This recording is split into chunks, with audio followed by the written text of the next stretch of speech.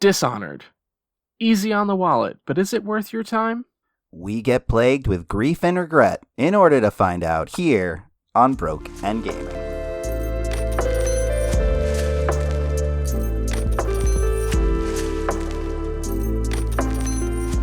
Welcome, absolutely everyone, to Broke and Gaming. I'm your co-host, Shea. I am your other co-host, Dan, and hey, Shea, what have you been playing recently? Dan, it has been slim pickings over here. I think I have played 2 games outside of the game we're covering today. The first one is a roguelike called Othercide, with a C instead of an S in Othercide, inside, of course. I forget. I haven't heard of this one. I forget why I picked this game up.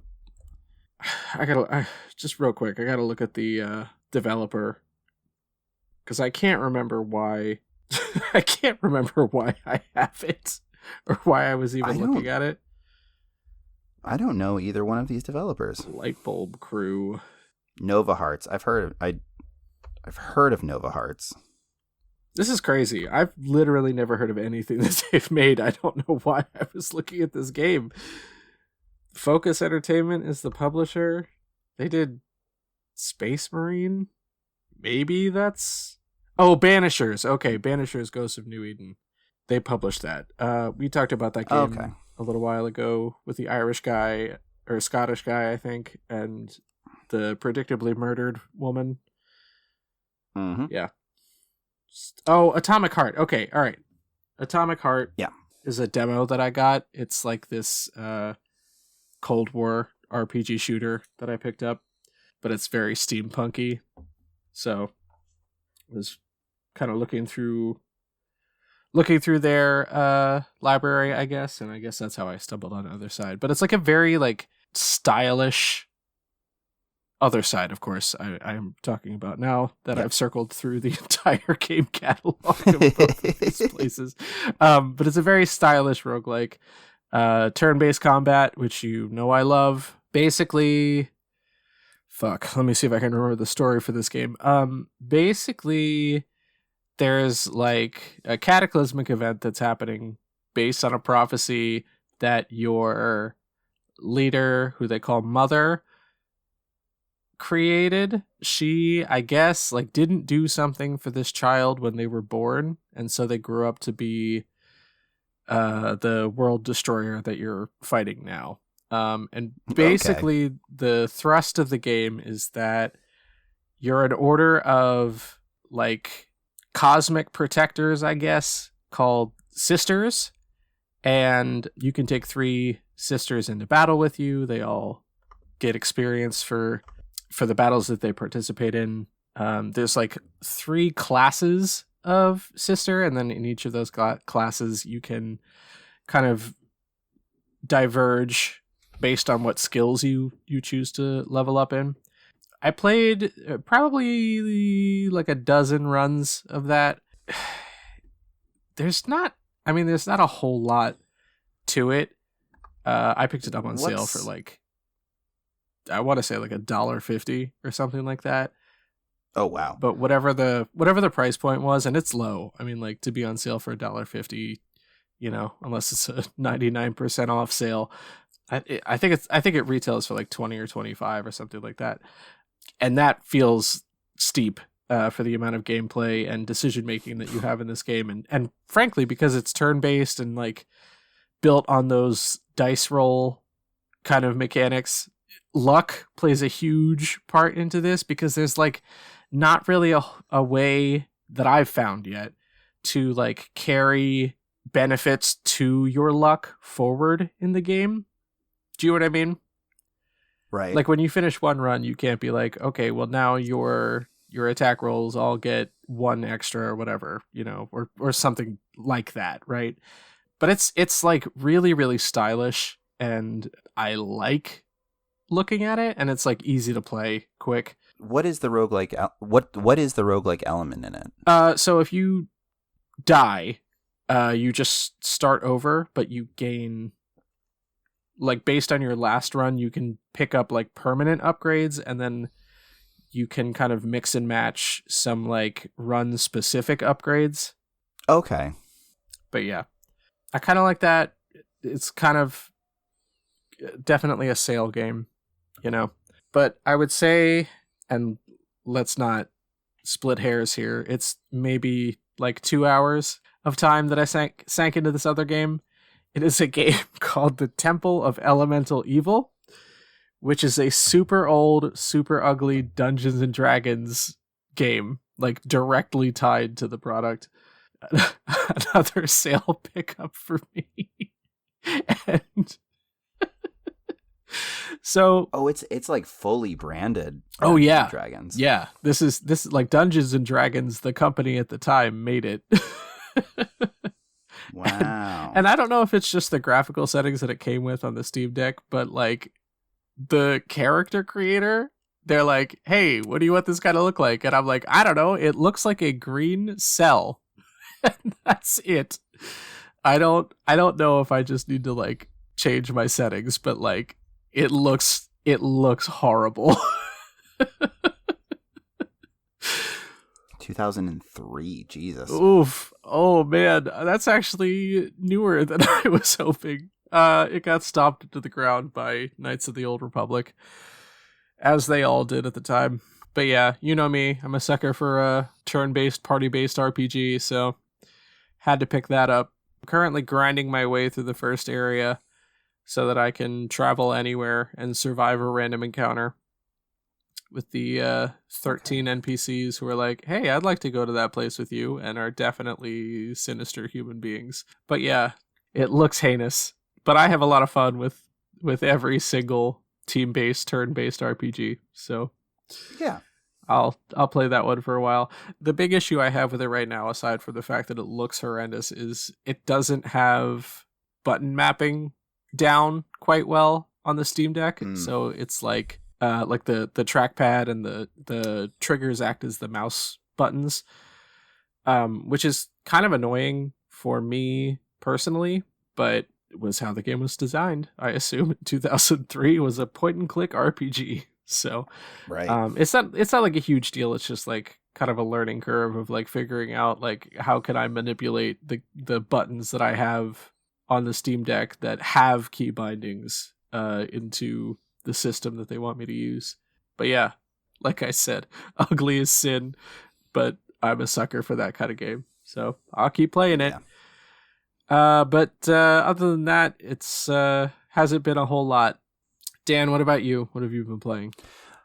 Oh, I've been in a very similar boat. I think I only played one other thing other than our game for this episode. I told you a little bit about this, but I've been playing a game called Ultros, which I had not heard about at all. It dropped for free through PlayStation Plus, and it's so interesting. So it's a hyper stylized Metroidvania like game that is probably the closest to like an actual Metroid that I've played in a while. Sure. So you play as a nameless, faceless space traveler that wakes up on this like spaceship called the Sarcophagus. Love it. That's stuck in like a time loop, kind of. In Metroidvania fashion, like you get new traversal tools, but every time you get a new one, it's kind of attached to taking out these like sleeping pods with a like a mystic in it. The game resets itself, and you go back to the very beginning just with these new traversal tools. So rather than having to backtrack and figure out new pathways, like they just drop you down in the center, and they're like, okay, now you can go to all these new places and whatever. And so you have the same interactions with other characters that are also on this spaceship.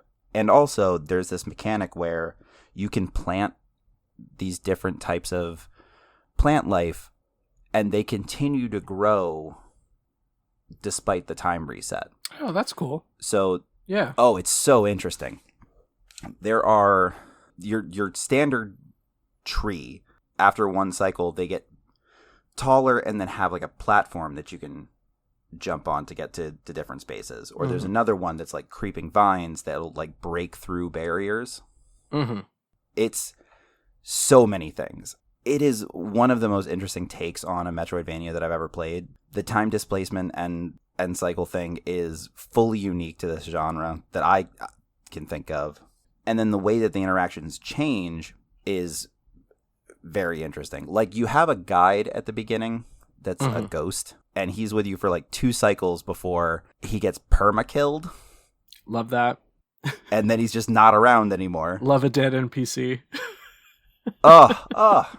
Especially in a time loop scenario. Love a dead tutorial. Yeah.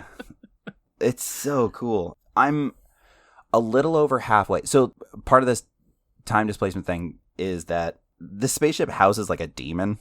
Cool. That all 8 of these mystics or whatever are in like a hibernation state to keep him imprisoned. Mm-hmm. And so each time, and like, I'm not to the point where they're truly explaining anything to me. I'm sure that'll happen eventually. But you basically take out the pods with these sleeping mystics, weakening the locks, for lack of better whatever, that they have on this demon. And so it just keeps growing more and more powerful with each time. And then the demon is actually who sends you back to the start, is what I'm gathering from it. Mm-hmm. It's so goddamn interesting.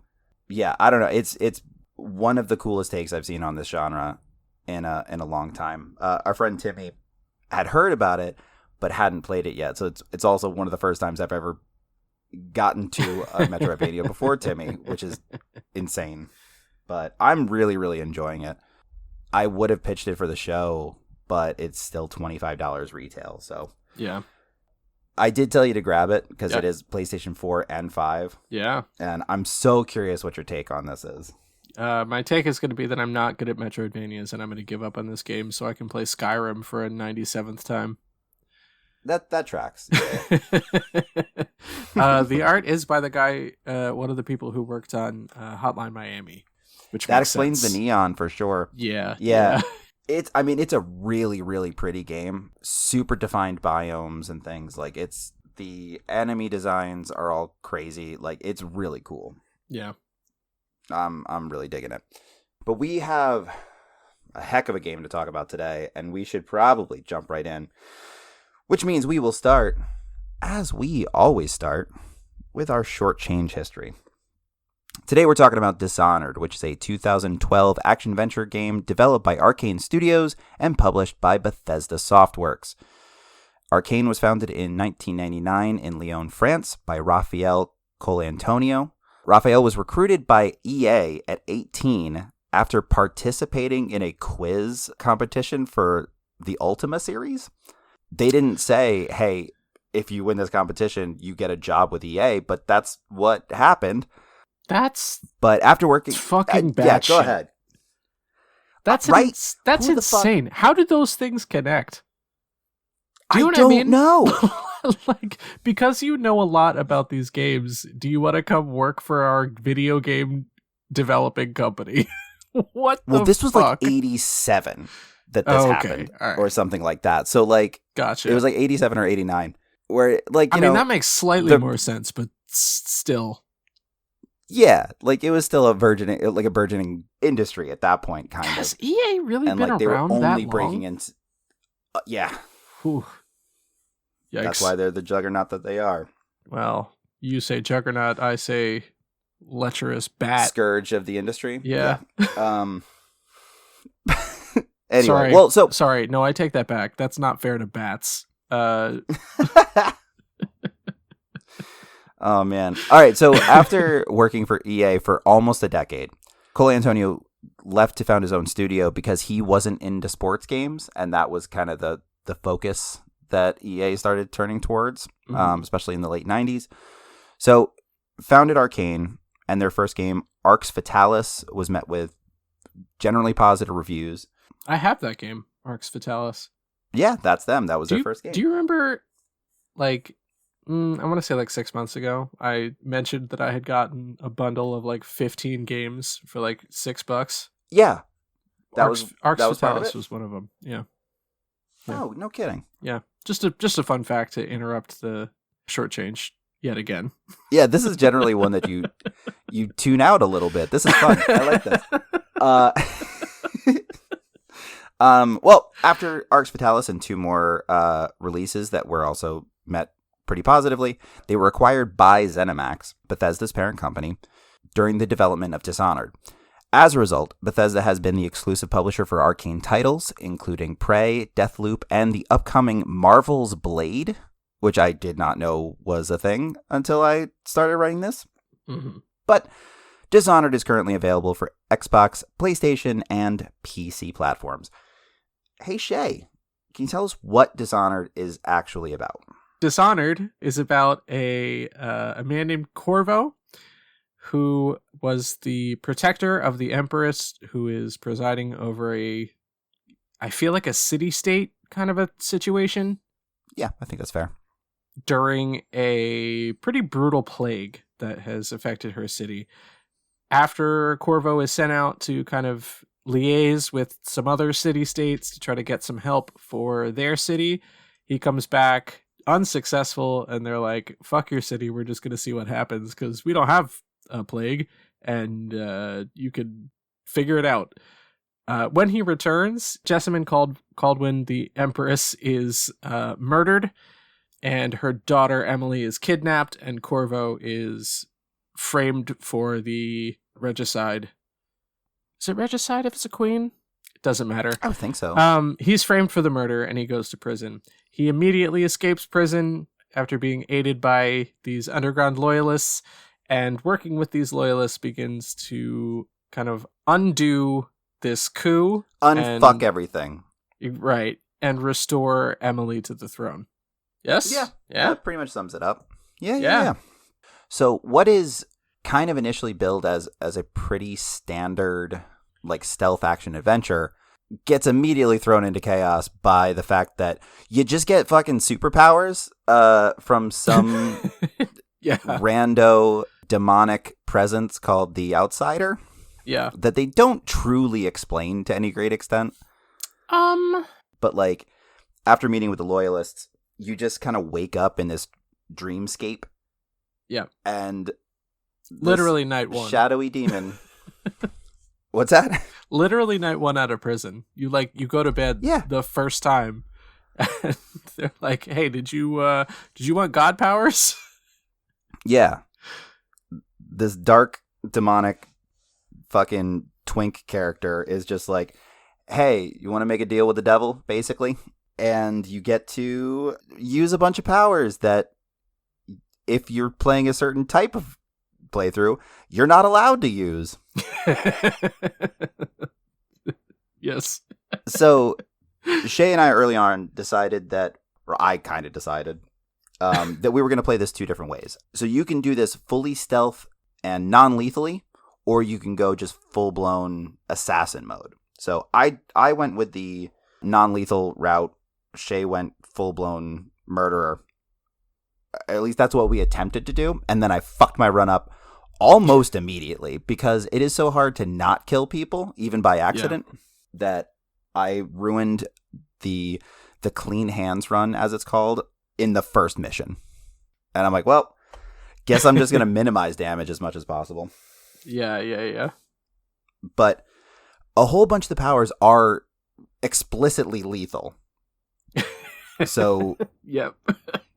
With one of them, you can just like summon a plague, like a bunch of rats to just like devour an enemy.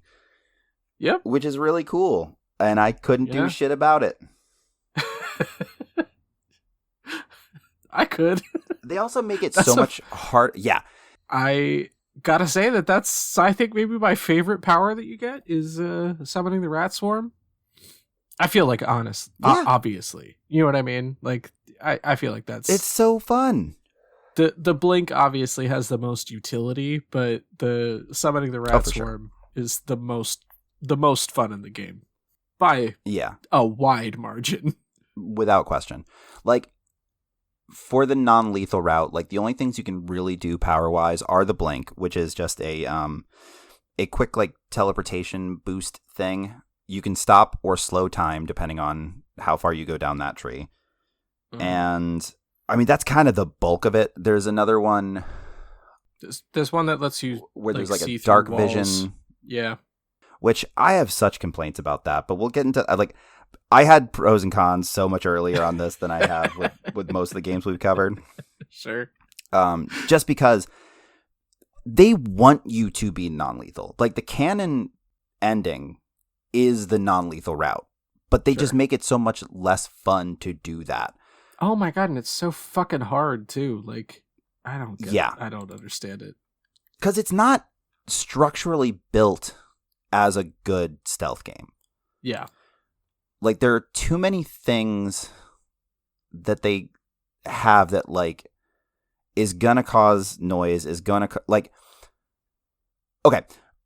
You also have a bunch of gadgets at your disposal, including like a rewiring tool. And because this is like a vaguely steampunky setting, there are like arc pylons which will like shock the shit out of you if you go near them, and you can rewire them to go after the enemies. Oh my god, that's so much fun. Rewiring those. I know. Lightning gates, I think is that's what cool. Yeah. Well, there's the walls of light, and then there's the arc pylons, both of which will just like turn your enemies to ash after you rewire them. And I couldn't do that shit either. Yeah. Such a bummer.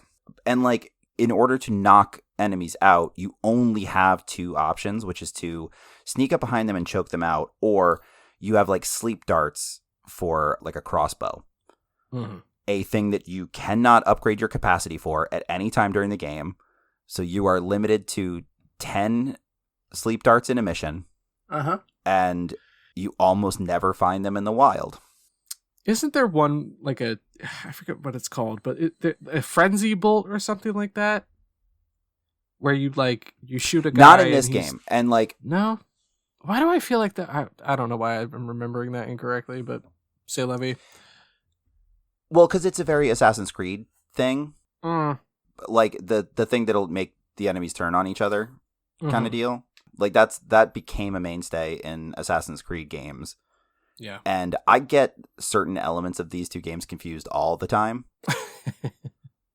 Syndicate is, I think, tightly linked with the style of this game for sure. Oh, 100%. Yeah. But yeah, so gameplay aside, like, what did you think of the visuals of this? Because oh my god, they made some fucking choices. Ass ugly.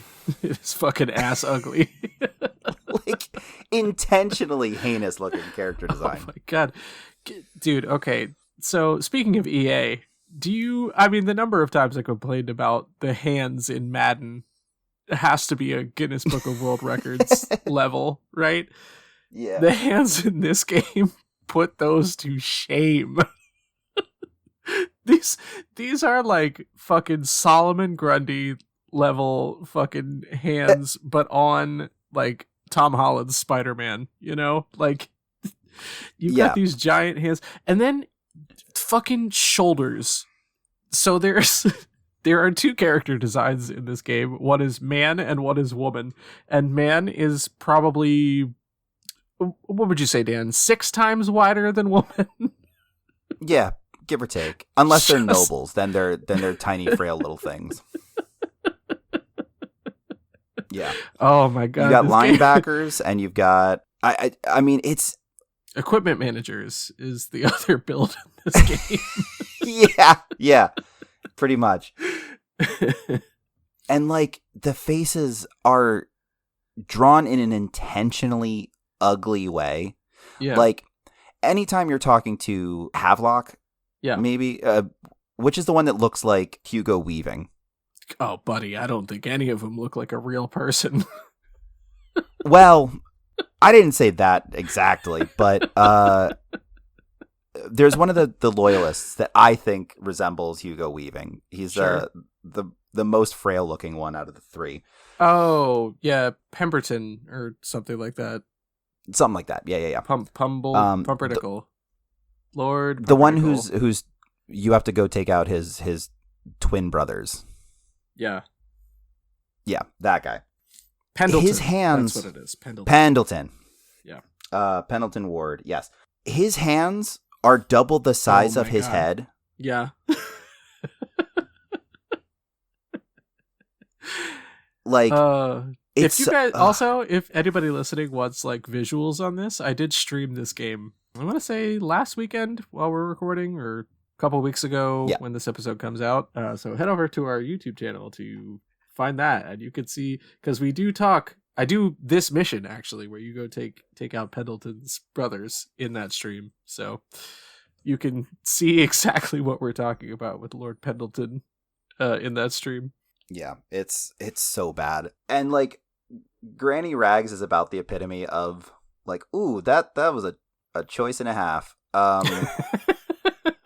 So quickly talk about Granny Rags and your undying love for her.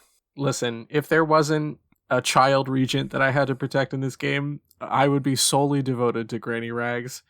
She's a psychotic old woman who is hinted at using magic early on, has a random fucking shrine to this devil guy in her backyard, and thinks that you're her husband every time that you see her.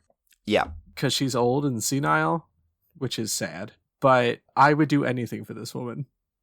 If she asked me to burn the entire city down, I would do it. And if she asked me to burn the entire city down with me inside, I would do it. I mean, one of the first things she asks you to do is just fully poison an entire gang. Oh, yeah. She fucking I did rules. that. I did that, which I think is hilarious because, like, the very next time you go to that area of the city, your, like, main help is the guy whose gang you poisoned. That gang. Yeah. And it's just very funny because, weird. Like, they have no idea that it's you, but for plot reasons, they have to, like, they just have to ignore any evidence. Yep. It's just like very there's only funny. one It's person like, running around in a mask, but yeah, right. You know, we'll trust you for this. I'm the only guy. I'm the only guy wearing a clockwork mannequin mask and with the skill set to have come in, killed all your guys, and poisoned your supply. But I guess we're all cool, right? Granny Rags, by the way, inexplicably voiced by Susan Sarandon, which I talked about in a quiz like a long time ago. Mm-hmm. Yeah. A quiz I think I didn't do very well on. Who could say? There's no way to find out. No way to find out, of course. But this voice cast is fucking stacked, dude. Like Lena Headey, John Slattery, Michael Madsen, Chloe Grace Moretz, Brad Dourif. Like, it is crazy how many people they got for this. Yeah. This was Bethesda, I guess, writing that 2012. Would that have been Oblivion? That would have been Oblivion money, huh? The tail end of the Oblivion money. Yeah, give it. Oh no, that would have been right. I keep forgetting how fucking old Skyrim is. Right? Yeah. That's Skyrim money. Like, oh shit. Carrie Fisher is such a nothing role as well. Like, oh my god, right? There's a way to play this where you just never hear Carrie Fisher's voice, I think. Crazy. Yeah, it's bananas. But yeah. And out of that cast, I think only one of them continues on, and it's Michael Madsen of all people. Like, Brad Dourif didn't Madsen plays. Keep going? No, because I think Piero. So between the first and second games, it's like maybe 10 to 15 years after the fact. Oh, gotcha. So they mention the character, but I don't think anybody else goes forward. Madsen's character, Dowd, is the assassin that is actually responsible for killing, or like an assassin that was hired to kill Jessamine Caldwin. And so this is a good time to talk about this as well. Canonically does not die, despite whatever your choices are in this game, because the way to deal with the ones who plotted against the kingdom is you could either kill them just outright, Assassin's Creed style, or you find creative ways to deal with them in a non-lethal way, which in a lot of cases is worse for some of these people. Well, yeah, no, it's like the Batman thing, where it's like Batman never kills anybody, but he makes their lives infinitely worse by interacting with them. Yeah. It's like, I didn't kill him, but I poked his eyes out and took his ears off. So, like, come on. Are we pretending there's a moral code here still? I mean, the twins probably got the least fucked punishment, which is they just go to work in their own minds. Like, not great, but compared to, say, being branded in the face and imprisoned for life, or let me tell you how tempting it was to orchestrate that. I love nothing more in a video game than like giving someone public shame. Do you know what I mean? Like using religion against people in a video game. Like I was so tempted to just fucking brand this guy a heretic and call it a day, but it's not in the run I was doing. So I was just like, because I'd never found that book before, where it was just like, hey, you can just mark them and everyone will know what that means. Right. And of course I fucking find it on on the Mayhem run. Of course. Yeah. It's fucking crazy what you do with this. Like the one I don't even want to talk about because the implications are just so dark. Mm-hmm. So we won't. We're just gonna keep going. But hey, just because I did this mission most recently, what do you do to take out the twins non-lethally? Okay, so the art dealer is at this brothel that you have to find the twins in, for lack of better, whatever. Yes, the one that I was mistakenly referring to as a doctor prior to us recording. Yeah. Yeah. So you basically, like, he's strapped into, like, this electric chair thing for some fun BDSM times. Mm-hmm. And so you just keep shocking him past the point where he used a safe word. Mm-hmm. And then get the combination to his safe at home, give that to Slackjaw, the leader of the gang that you murdered. Oh, that's right. I do remember that, yeah. And then Slackjaw just orchestrates getting the twins to work in their own minds. That's not nearly as fun as what I got to do, which was shoot up at the brothel. Yeah. And then take everything in that safe for myself. Also, like, Emily is being held there as well, so, like, to go through a rampage at this brothel while they're holding a child, not great, not ideal. Yeah, it's crazy. Well, absolutely. So crazy. let me tell you the sequence of events that unfolded in that. And again, you can check this out on the stream. I killed the first brother before I found Emily. Then I found Emily, just kind of waited in the attic while she ran to whatever door she runs to like get out. And then I was like, well, time to kill the second brother. Because I was like, I wasn't sure if Emily was like an essential character. You know what I mean? Like if I got into a fight while I was following her, like would she die? You know? So I was just like, I'll let her get out of the screen for a while and they can sort that shit out themselves. Because she's probably not going to die right after I rescue her. So I let her run away, and then I proceeded to murder the other half of the brothel. and then just real casual, like I show up at the door that she's trying to leave through, like probably 35 minutes later, just like soaked in blood. And she's just like, Corvo, are you ready to leave? It's like, I am, because everyone here is dead. Yeah. I laid waste to an entire building full of people. Yes, I'm ready to leave, because if you go back through that door, like, we're going to have a different talk about trauma. Yeah. What's also kind of interesting is they almost make you believe that you're going to be going to the same hub area for the entirety of the game, and it just branches off. After you do the golden cat, or whatever it's called, the yellow cat, golden cat, you pulled it. You just don't go back there. Like, so they have you do 2 missions in the same area, and then you're just like, all right, well, that's all for that then. It's so weird that they did it in the order that they did it. Like, you'd feel like they'd space those out a little bit, but no. They had bigger and better things to get you to, you know? Yeah. I assume. So part of this whole thing about how to do the runs, they run off of a chaos system. Mm-hmm. So the less havoc you cause, the lower the chaos is.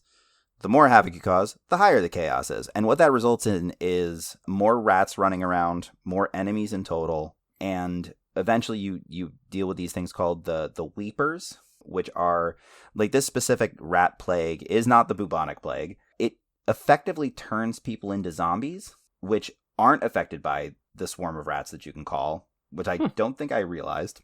Yeah. But the more people you kill, the more enemies there are in total. So doing 2 missions like fully in chaos mode, like did you see and like did you notice things getting progressively worse? Oh, for sure. Yeah. There were way more guys around all of the time. A lot of the announcements over the loudspeaker were about me, or about things that I had done, I should say. Your wanted poster goes up like way sooner on the Mayhem run. Oh, really? I shouldn't say your wanted poster, because there's a Corvo wanted poster from the beginning, but there's like the sketch artist drawings of you with your mask on. Right.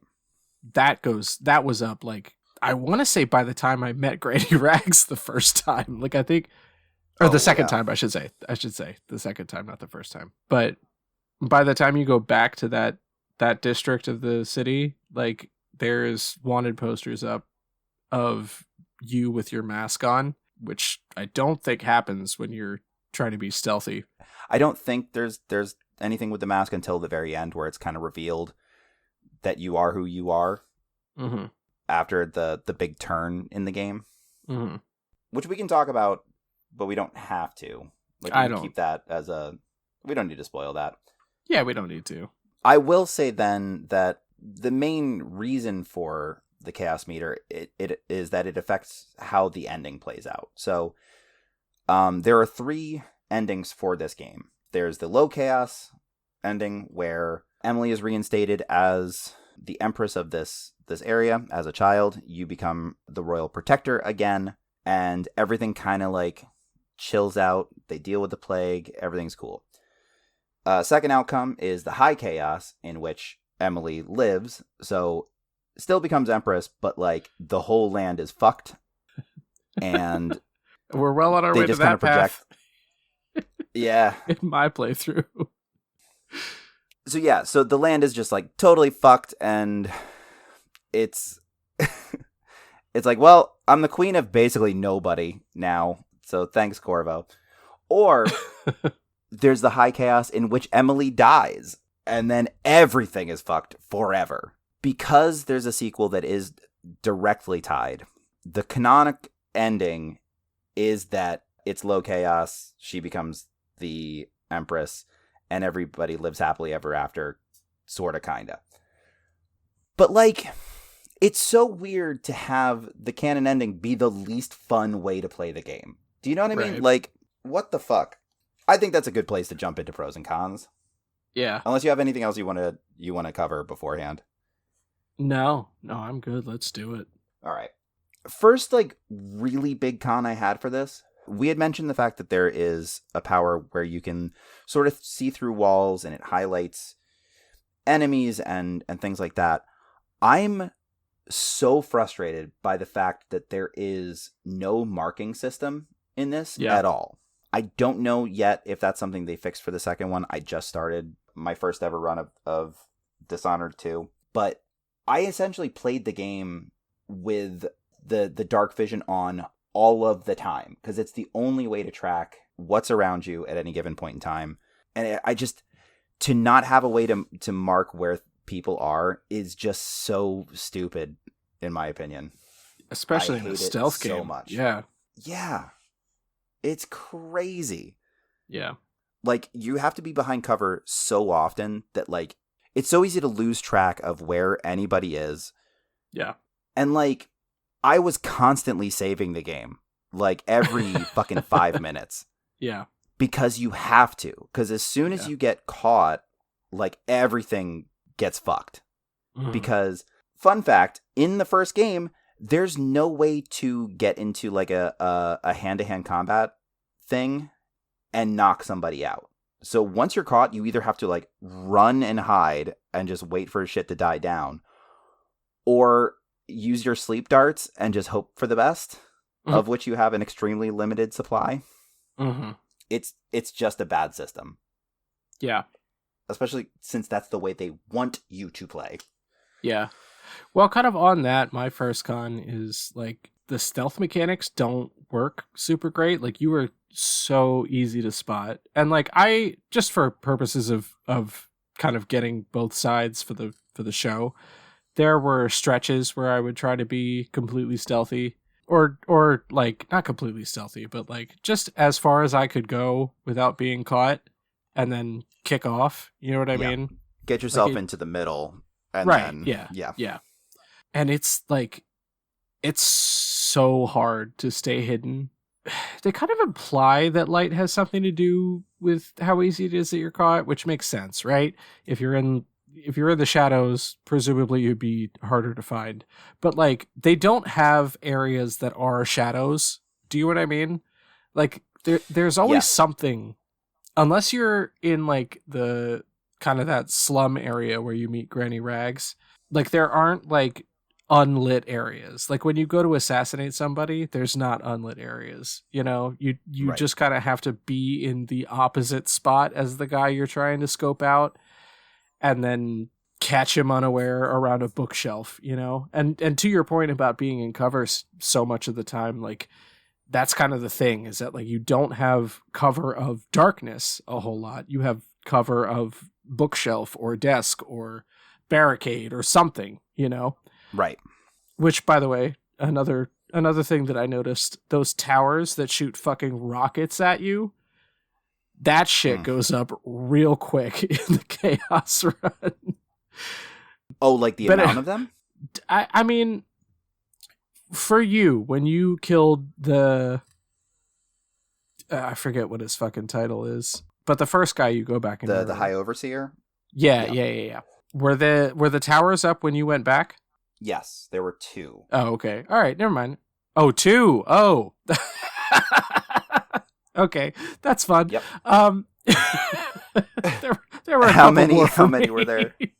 Like 6. Okay. Yeah, I want to say it wasn't crazy, but it was. But yeah. I don't know if I mentioned they shoot rockets at you and you can't do shit about it. No. But anyway, I digress. Just my big con for a stealth game, like, it's super hard to stay stealthy. Do you know what I mean? Yeah. And especially because like you kind of have to like map patrols, which I don't know if you've ever played a stealth game. It's super fucking dull to like figure out where this guy's going to be in a blind spot, because you have to do it like 19 times, because like they're not completely synced up all the time, which means that like the 9th time that they go around this loop is when you need to get him. And you have to discover that by maybe getting it on the first time you get to the 9th loop. Maybe it's the 2nd time you get to the 9th loop. You know what I mean?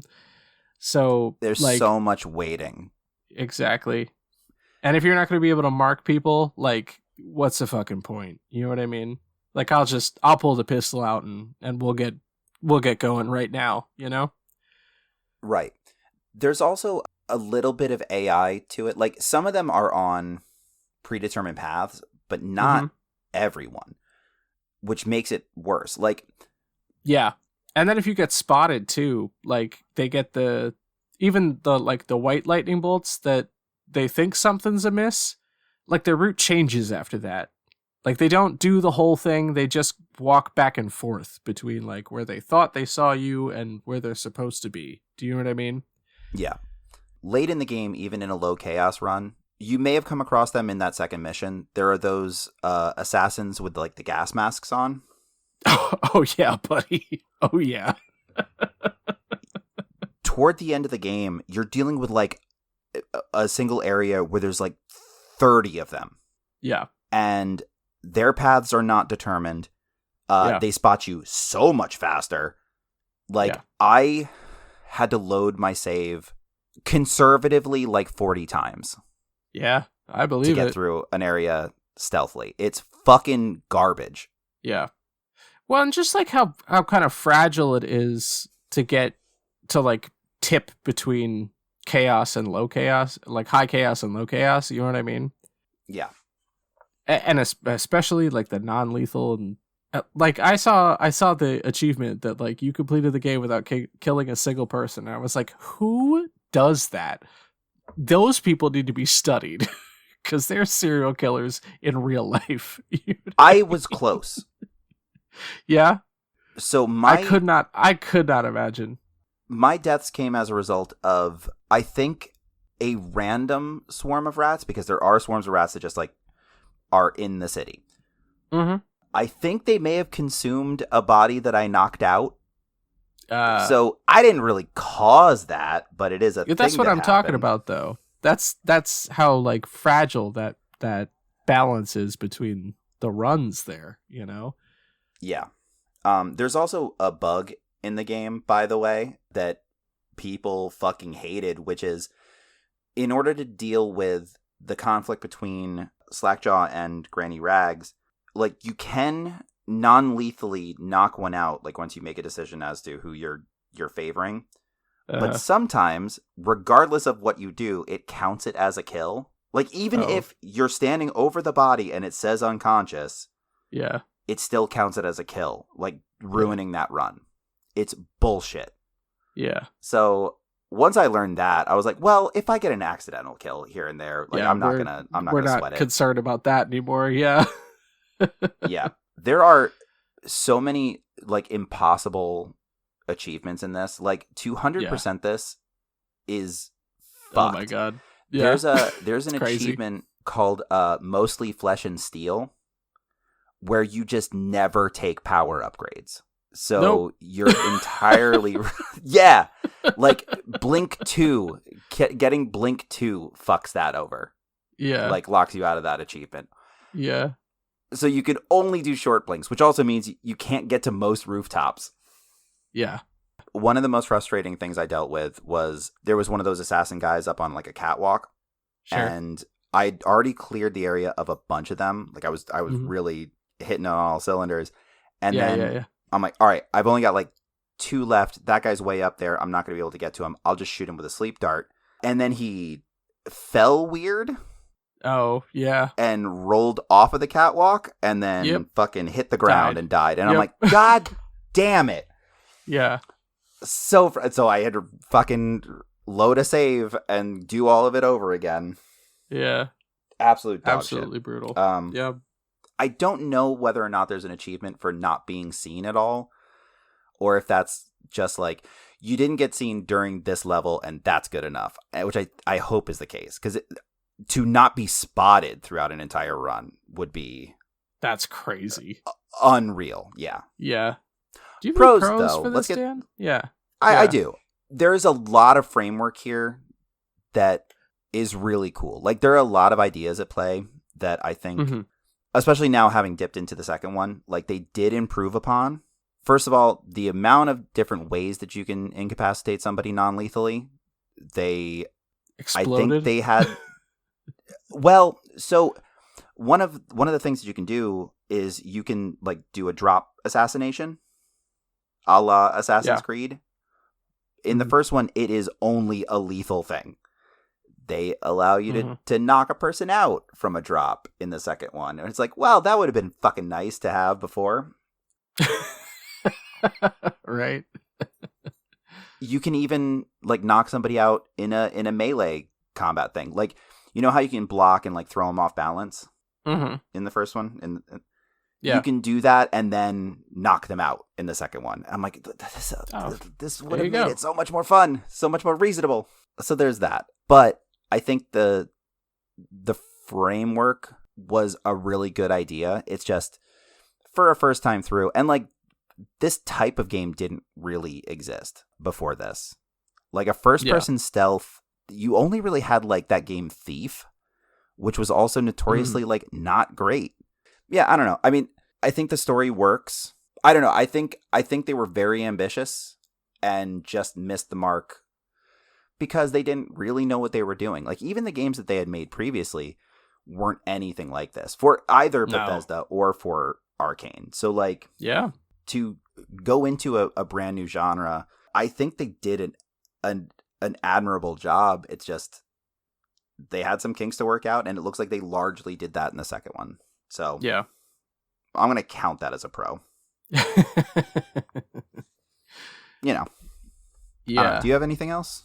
I don't really have specific pros, I guess. Like, the biggest pro I have, I guess, would be that, like, if you play like a hybrid of stealth and chaos and like tamp it down enough to like maintain that low chaos rating, like, this game is a lot of fun. Do you know what I mean? Like, the combat that they have is a really good complement to like the stealth mechanics that they want you to use.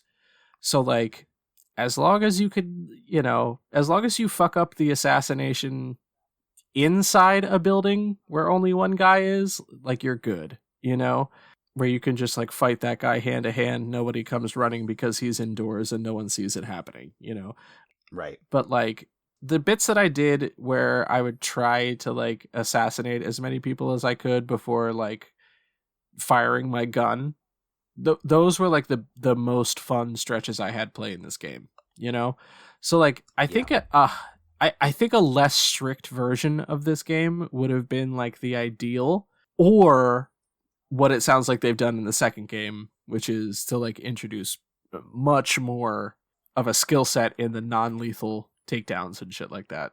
Yeah.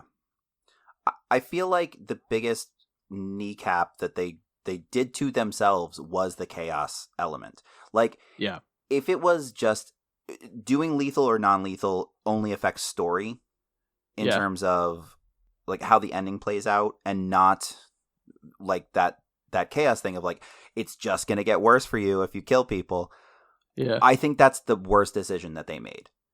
Like, hypothetically, if I were to kill all of the just like ground level thugs, like just to get to whatever the target was, and then it was just a moral choice from that point, I think that was the smartest way they could have gone. Yeah.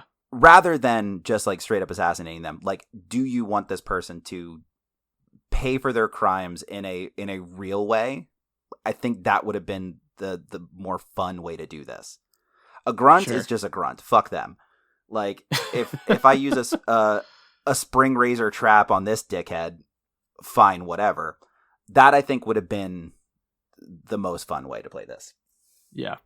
No, I think you're right. I think if the achievement was like didn't non-lethal takedowns of every major target, I think that's different. I think that's a different experience. All right, Dan, are you ready to throw some numbers at this game? Yeah, let's do it. Yeah, let's fucking do it. Up first, does it work? I have relatively minor complaints about the mechanics. Mm-hmm. The only glaring issue I had was that the blink itself did seem inconsistent. Yes. But that was because of just level mapping.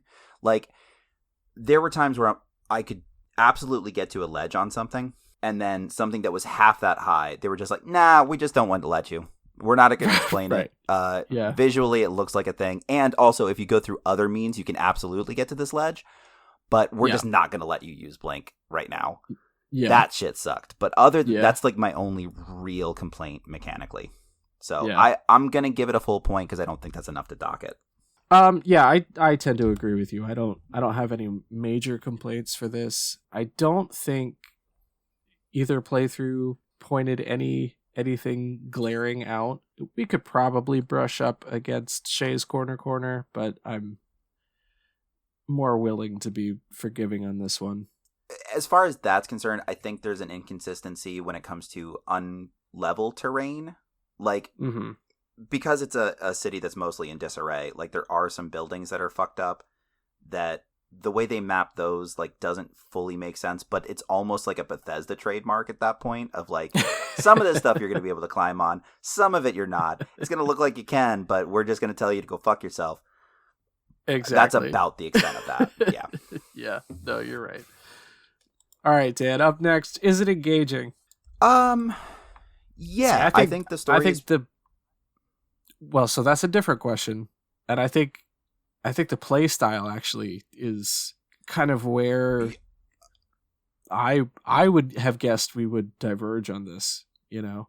Well, so that has a lot to do with the play style itself, too. Like, so because we took two very different paths, I think as a built-in, we were going to have potentially different opinions here. And like the play loop itself, I think is very fun.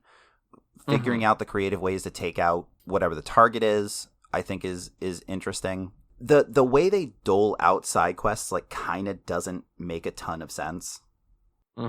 Because you would have to find yourself in an area that is not marked on the map to have a random conversation with somebody to get some information about, like, okay, in that second mission with the twins, you have to time it right to save this woman, to get a key, to get into the art dealer's place, to get information about where that art dealer is going to be in the Golden Cat. Can I tell you something, Dan? But yeah, even if she dies, you can get that key. Oh, can you? All right, fair enough. Yeah, you could loot it from her body. You could let her die and still get in there. As long as so I didn't have to load that save 3 times? Cool.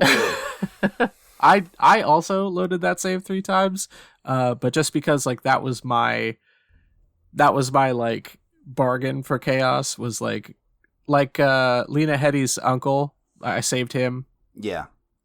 Every random like when you bump into that brother and sister, who tell you about the safe in the barracks by the dock, I saved them. You know what I mean? Like that was kind of my bargain.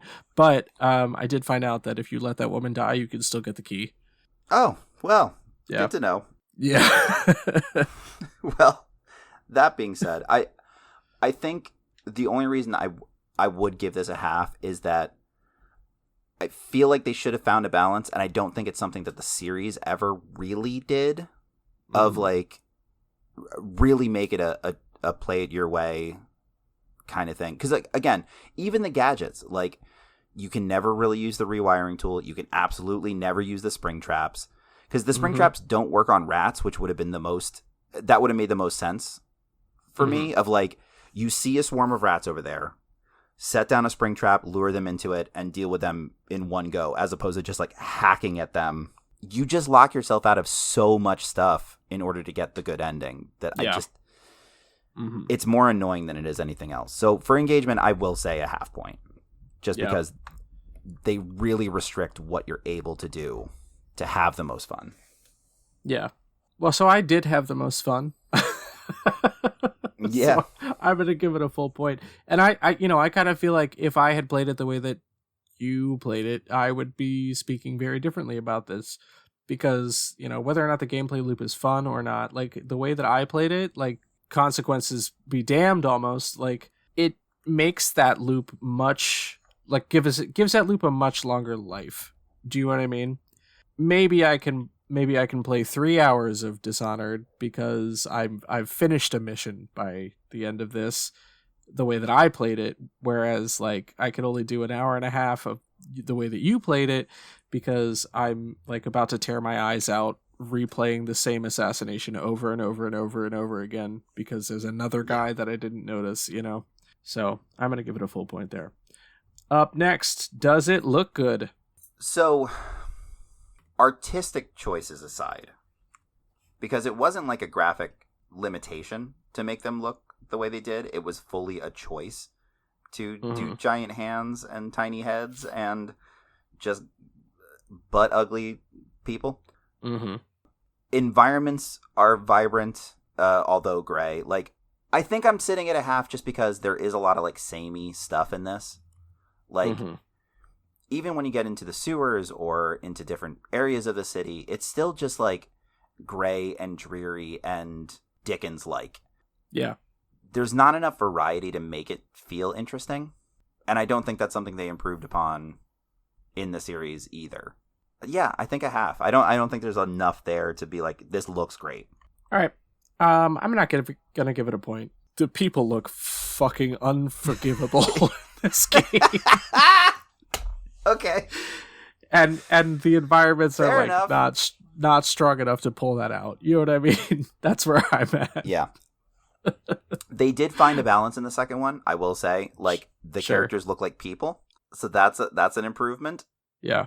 I don't know if they leaned into it because it's supposed to be like a plague game or whatever. It's like, let's make everybody look sickly. Let's make everybody look grotesque. Like, if that was what led to that choice. I had mentioned to you that in a quiz that I had been working on, they did a tie-in episode of an old reality show called Face Off, which was like a Sci-Fi Channel like movie makeup competition. Sci-Fi Channel. Yeah. Yeah. And I sent you screenshots of what these people did for this game. And like, if you can imagine, listener, it's even more grotesque than what this game looked like, because they just gave them concept art, like not even final stuff for the game. Oh boy. And yeah, it's not good. It's not good at all. All right, Dan. All right, no point. That's fine. Is there replayability? I'm going to give it a point because of the fact that there are different play styles. Like, now that I've finished it for the first time ever, which I don't think I realized that I hadn't finished it the first time until I got to a certain point. I'm like, oh, I never did this. Going back through and like taking a bunch of those restrictions off, I think there is a lot of fun to that. Mm-hmm. Like, I plan on doing that now, like a full chaos run, just because I know I can. Yeah. Being able to try out some of these powers, being able to throw caution to the wind. Like, I'm so excited to just start shoving people off of buildings with that like wind push ability. Yeah. Something I just couldn't do. Like, there's so much that I want to try out now that I've done a mostly clean run. So yeah, I think I will give it a full point. Yeah, I'm with you there. Full point for me for replayability. I think there's a lot to be gained from trying to do it clean the first time, and then, you know, after that frustration, like, you kind of get to be like well, fuck these guys, like, I didn't kill the Empress, and lead into that aspect of Corvo a second time through, and then go full villain mode a third time through. Yeah, I think there's a lot of fun there. And like I said, kind of that mix, the mixing of styles is, I think, the best way to play this game. So, yeah, full point for me. Right on. Is there a story? Yeah, I'm gonna give it a full point because I think that's one of the things that they spent the most time and attention on. The level of intrigue, like, even though like it's not the most original thing in the world, like overthrow, like a coup and, you know, double crosses and things like that. Like, that's been done a lot. The specifics in how they decided to go about it, I think, are pretty original. Mm-hmm. And there's like a mid-game twist that you could see coming a little bit, just because I think that the character design was directly related to how shitty a person was. So, like, some of the people you're working with, like, being ugly as shit. I think there is some truth to that for sure. Like, Samuel, your boatman, is one of the most normal looking people in the game, and he's one of the only people that is like truly a good person. So I feel like there is a direct correlation that they may have shown their hand a little bit too much. But yeah, no, I'll give it a full point. Especially because there's enough questions left unanswered that justify a second game that was a fully conscious decision on their part to continue this story. Like, the idea that the second game revolves around fully choosing if you want to play as Corvo or as Emily makes everything in the first game matter in a way that, like, you don't often see in direct sequel games. You know what I mean? Sure. And it's like, Bethesda is hit or miss when it comes to how much they give a fuck about story. And I think because they're working with this other studio. Yeah, the other studio has to give a fuck about story, not them. Yeah. It's part of why New Vegas is a little bit better than Fallout 3 and 4. You know what I mean? Yeah. Yeah. So yeah, I feel like it's a full point. Yeah. I'm I am with you there. I think I agree with a lot of the things that you had to say about the negatives on the story. I think it's fairly predictable and a little bit of a cliched concept, but I also think if you're diving into a new genre, I think you do kind of need to lean on that stuff a little bit. You know what I mean? Yeah. Because, like, let's be honest, like, that's not where the majority of your budget for the game is going. It's going into the game development, right? So, Right. you make the characters interesting in a simple way, and I think they did a good job of that in this game. All right, so our big 5-point question, Dan: is it worth the cost? So, Dishonored, the Definitive Edition, which includes all of the DLC, retails at $19.99 across the board. And the DLC that it comes packaged with now is an additional, like, between, like, 15 and 20 hours, which is not bad at all. You play as Dowd in both of them, by the way, who you can choose to kill. So it's like, hey, forget that you did that. Because we've decided internally that this character is going to be vitally important to the rest of the series. So we want to keep Michael Madsen on the payroll. So we're going to just do a whole thing about him. Overall playtime for the game is, I would say, again, and this is dependent on your play style, but it can be up to like 30 to 40 hours, depending on how detailed you want to be and how much of a completionist you want to be. Mm-hmm. There's a lot of game here, and it's not really a long game, which is confusing. Mm-hmm. There's a pretty limited number of missions overall, but I think because all of the missions are so densely packed, I think it really works. I'm at like a 4 right now, but I'm curious to see what you say, because this is the one I'm mostly swayed on, depending on what you decide. Well, I was going to say, I feel like all told, my run on this game is going to take about maybe 12 hours, just kind of looking into the future here, which is not great. I think the only way that this game gets a higher score is with the DLC included in that Definitive Edition, which, for our price point, it is. I agree with you, though, that there are, like, at least 3 distinct game experiences that you play. Do you know what I mean? Yeah. And I'm not always a fan of, like, packaging 3 games together to, like, make a sale point work. But when it is the same game that can be done 3 ways, I think it goes a lot further. It's a better justification, yeah. Yeah. I kind of thought we had to not do the Definitive Edition for the show, to be honest with you. I was fairly certain that that's still retailed for higher than 20, but knowing that, I'm actually going to give it 5 points. Wow, okay. Yeah. All right. Full 5 for me. It's such an enjoyable game, and, like, the stealth route is maybe not the most exciting way to go, but, like, you play that at your own pace after you've done your half and half run, Yeah. So, I think there's a lot of shit in there for $20. Yeah, for sure.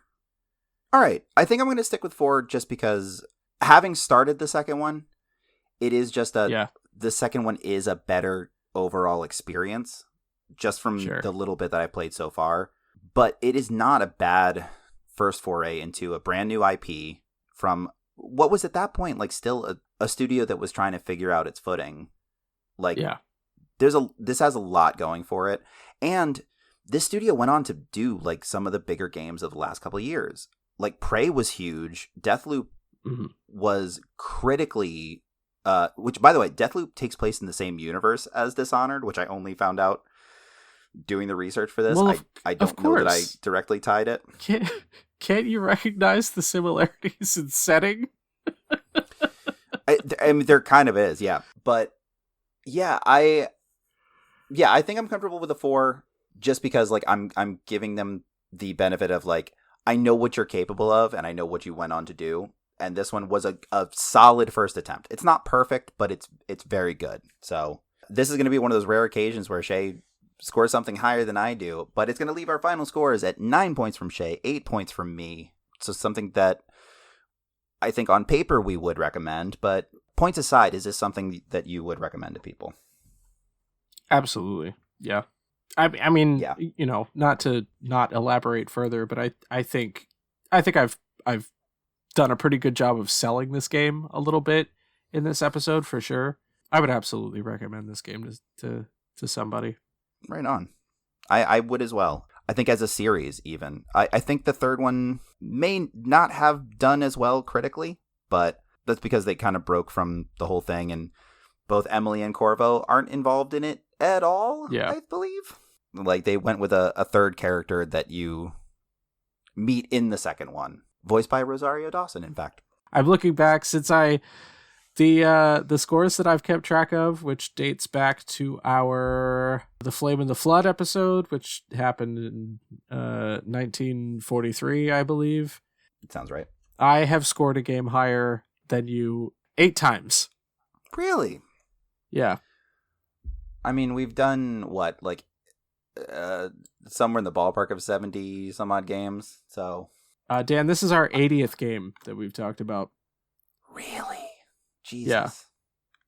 Just in the example, like the time frame that I gave you since our Flame in the Flood episode, that is 55 games, and I've only scored a game higher than you 8 times. Sorry. Huh. Yeah. Okay. Yeah. I'm getting soft in my old age or something. All right. Man, one of those games was 4-sided fantasy. I don't even like that game. That's insane. That's insane. Fucking what? Boy, oh boy. All right. Hey, Shea, do you want to play a game? Yeah, Dan, I'd love to play a game. All right. So during the shortchange research, I learned that Bethesda had originally come to Arcane with the idea of a stealth action game set in feudal Japan, making the Dishonored title make a little bit more sense in retrospect. Like, they essentially pitched Ghost of Tsushima. Sure. But through the development, the leadership team of the aforementioned Cole Antonio and the Deus Ex designer Harvey Smith, we ended up with an entirely different time period and setting. So what I decided to do was look into games that had changed drastically over the course of their development. So I'm going to describe a game to you. Sure. As it was originally pitched, and then what changes were made, and then you're going to guess what that game ended up eventually being. Okay. So this is just open-ended, no multiple choice or anything like that. I'm happy to provide some context where applicable, but you ready to get started? Yeah, I guess so. This feels like an offer, but let's fucking do it. Well, I'm going to start with one that we have kind of talked about. So this one's maybe your gimme. My worst genre is games we've talked about on the show. That's fair. Well, okay. We'll see how it goes. All right. So first question. This sequel in a long-running series went through several iterations during development, including breaking from the original formula by making it all about ghosts, a version in which the protagonist gets superpowers, and one that eventually became Devil May Cry. What game am I talking about? Oh, Resident Evil. Yep. Specifically Resident Evil 4. One of the original pitches for this was that Leon Kennedy gets fucking superpowers. I mean, listen, we're almost there. I mean, kinda. Given the fact that Ethan, like, fully can regenerate limbs and shit. Yeah. Yeah. So yeah, you already got a point. See, this is easy. There's no problem. All right, up next. This game was originally in development as a top-down police and thief racing game called Race and Chase, but during development and playtesting, a bug in the cop's AI was so erratic and aggressive, they retooled the idea entirely. What game is this? Grand Theft Auto. It is indeed Grand Theft Auto. Yeah, so... Hell yeah. During the playtest, and this is like an infamous story at this point, during the playtesting, the more that meter went up, as what was supposed to be just like a racing game, the cops would try to like run you off the road and like kill you. And they're like, this just seems like a more fun concept. And so Grand Theft Auto was born from that. Yeah. Hell yeah. You're doing great. Up next, This game originally featured a gritty, hyper-realistic, post-apocalyptic, almost Mad Max art style, similar to several games at the time like Fallout 3 and Rage. But then at the 11th hour, a few artists that worked for the studio pitched a new cartoony shift in style, which they had been working on in secret, and the heads of the studio liked it so much, the entire tone of the game shifted with it. What game are we talking about? Did it remain like a post-apocalyptic game? Yeah, largely. Yeah. Okay.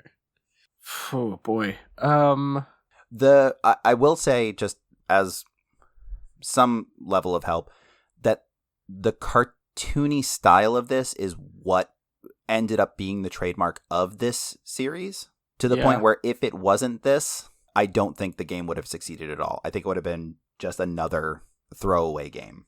Oh, fuck. It could also be argued that this specific art style that they went with kind of destroyed parts of the industry for a while. Uh-oh.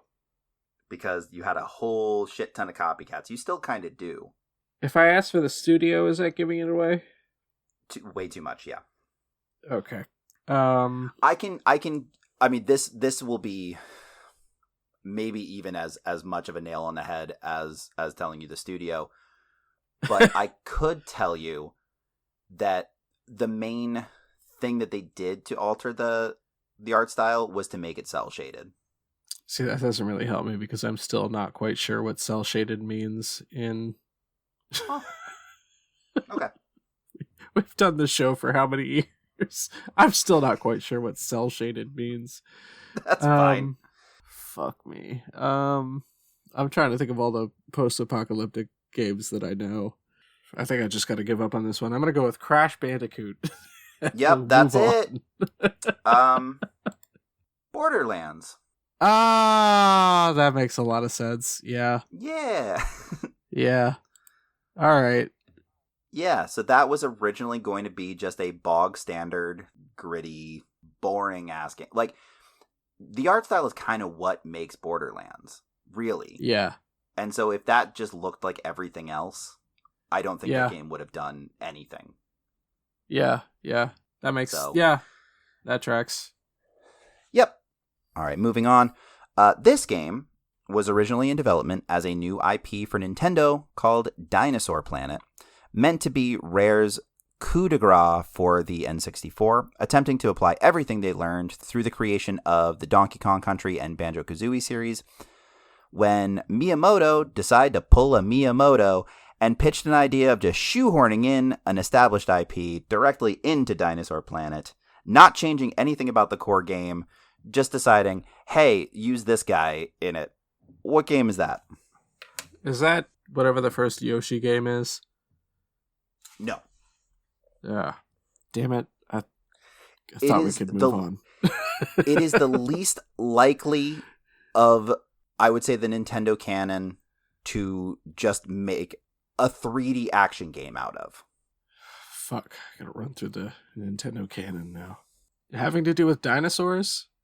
Not originally, but as a result of this game, yeah. Definitely didn't deal with dinosaurs in any of the previous titles in this characters series. Yeah, I don't know. Drawing a blank on any games that have anything to do with dinosaurs. Well, that's kind of the hard part about this question, if I'm being fair, is that you shouldn't think about dinosaurs at all when you think about this character. Right. It's not a Toriyama game, you know what I mean?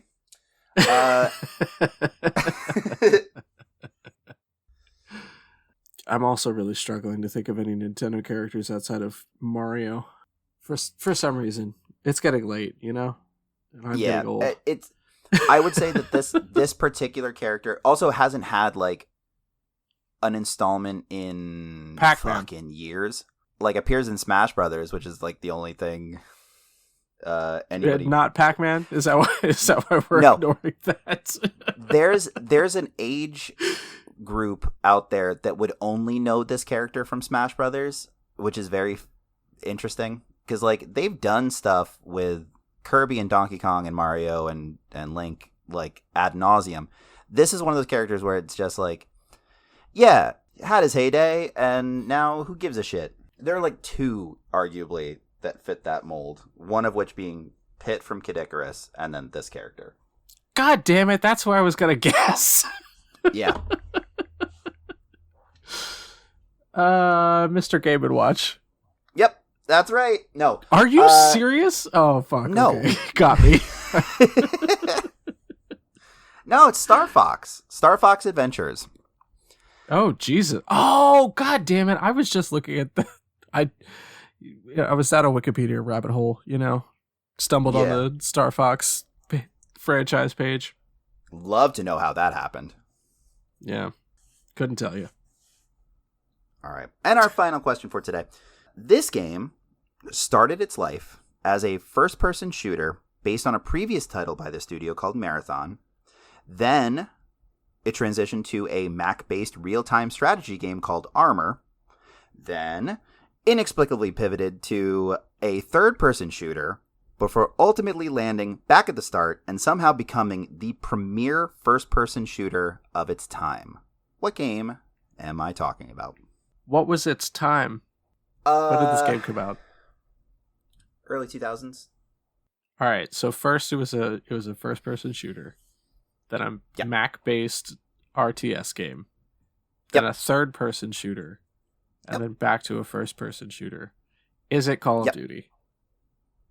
It is not. I'm going to give you one more crack at this. I would argue it is the first-person shooter that redefined what a first-person shooter could be. Well, there's many schools of thought there, Dan. I know. I'll give you another hint. Okay. In this series, they did end up fucking around with an RTS game in this world. Oh, buddy, that doesn't fucking help me. What franchise hasn't done that? It'll make sense once you know what I'm talking about. Can you tell me how many entries there have been in this series?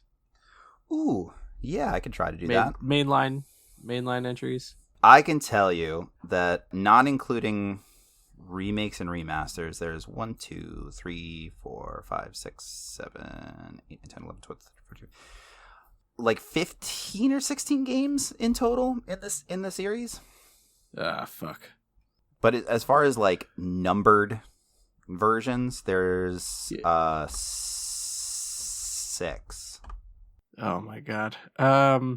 I'm getting like really pissed off at myself now. I'm telling you, I don't think there's a question that I've written that I felt like you were gonna be more angry with not knowing. Oh, fucking Halo. God damn it. There we go. Yeah. Halo. Yeah. I feel like it's been so long since they had like a true Halo game that like I kind of forgot that series existed. Infinite was the last one. Yeah. And that was 21, and then they're doing the Master Chief collection. Halo Campaign Evolved. It's a remake of the original. Yeah. Straight up just a remake. Cool. All right. Well, that's 3 points added to the big board. Oof, and we're lucky to have them. Yeah. And that will just about do it for us today. As always, you can follow us on social media at Broken Gaming on Blue Sky, and also like Facebook a little bit here and there. We haven't fully bailed on the Facebook as of yet, but on those you can find sales that you should be aware of that we call cheap codes, as well as custom artwork for every one of the classic episodes. If you'd like to share the show, you can do so with our hosting site, which is anchor.fm/BNGpod. If you'd like to follow us over on Twitch, where I am streaming every other Sunday during the afternoon, Eastern Standard Time, you can do so at twitch.tv/BNGpodcast. And if you'd like to catch all of those streams in every episode since whenever we did our AAA summer, you can do so over at our YouTube, which is youtube.com/@brokeandgamingpodcast. And if you would like to send us an email for any reason, including game suggestions or, I don't know, we haven't talked much about minor crimes in a while. Yeah. You can do so over at brokeandgamingpod@gmail.com. And that will wrap things up. We will be back next month with another one of our check-in episodes, and we might be announcing what we have planned for later this year. I think we're still working out the details of it, but be sure to check in with that. But until then, goodbye, absolutely everyone. Goodbye.